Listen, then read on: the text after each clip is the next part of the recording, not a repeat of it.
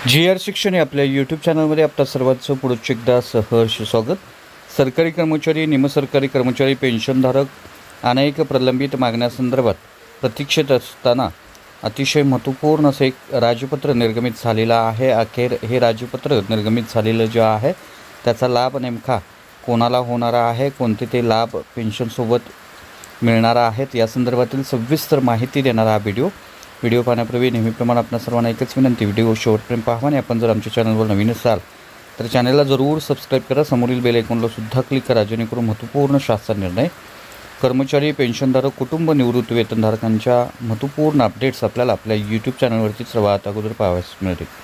जसं की आपण स्क्रीनवर पाहताय, राज्यातील राज्य सरकारी कर्मचारी, निमसरकारी कर्मचारी, राज्यातील पेन्शनधारक पेन्शनच्या प्रतीक्षेत असताना, पेन्शनच्या निर्णयाची वाट पाहत असताना राज्य शासनानं 65 वर्षे वयोगटावरील लोकांना अतिशय महत्त्वपूर्ण असा पेन्शन संदर्भातला अतिशय स्तुत्य उपक्रम निर्णय जाहीर केलेला आहे। या संदर्भातलं विधेयक विधिमंडळामध्ये मांडून ते मंजूर करून घेतलेलं आहे। परंतु सरकारी कर्मचाऱ्यांच्या संदर्भात मात्र सरकारची ही सावधगिरीता किंवा त्या संदर्भातलं दुर्लक्ष अतिशय लक्षवेधी आहे आणि या संदर्भातलं हे महाराष्ट्र शासन राजपत्र निर्गमित झालेलं आहे।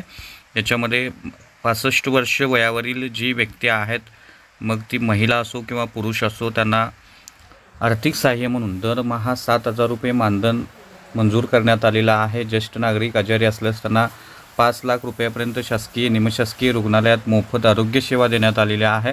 ज्येष्ठ नागरिकांना दरवर्षी महाराष्ट्र दर्शनासाठी 15,000 रुपयेपर्यंत अनुदान देण्यात आलेलं आहे।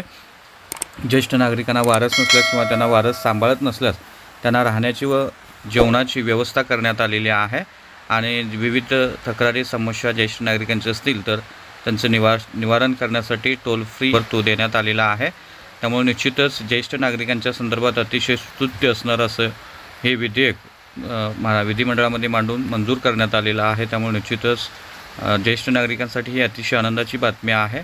परंतु या संदर्भात राज्य सरकारी कर्मचारी, निमसरकारी कर्मचाऱ्यांची जी जुनी पेन्शन योजनेसंदर्भातली मागणी होती, अनेक प्रलंबित मागण्या होता, त्याला केराची टोपली देण्यात आलेली आहे। यामध्ये वित्तीय ज्ञापन करत असताना 65 वर्षे पूर्ण करणाऱ्या राज्यातील ज्येष्ठ नागरिकांना मानधनापोटी दरमहा 7,000 रुपये आर्थिक सहाय्य, 5 लाखापर्यंत शासकीय निमशासकीय रुग्णालयात मोफत आरोग्य सेवा, दरवर्षी महाराष्ट्र दर्शनासाठी 15,000 पर्यंत अनुदान, तसंच ज्या ज्येष्ठ नागरिकांना वारस नसेल किंवा वारस त्यांना सांभाळ करत नसल्यास शासनामार्फत ज्येष्ठ नागरिकांची राहण्याची व जेवणाची तरतूद करण्यात आलेली असून त्यानुसार पात्र ज्येष्ठ नागरिकांना उपलब्ध करून द्यावयाच्या सोयी सुविधासाठी राज्याच्या एकत्रित निधीतून आवर्ती खर्च होण्याची शक्यता आहे आणि सद्यस्थितीत या अधिनियमावरील खर्च नमूद करणं शक्य नाही।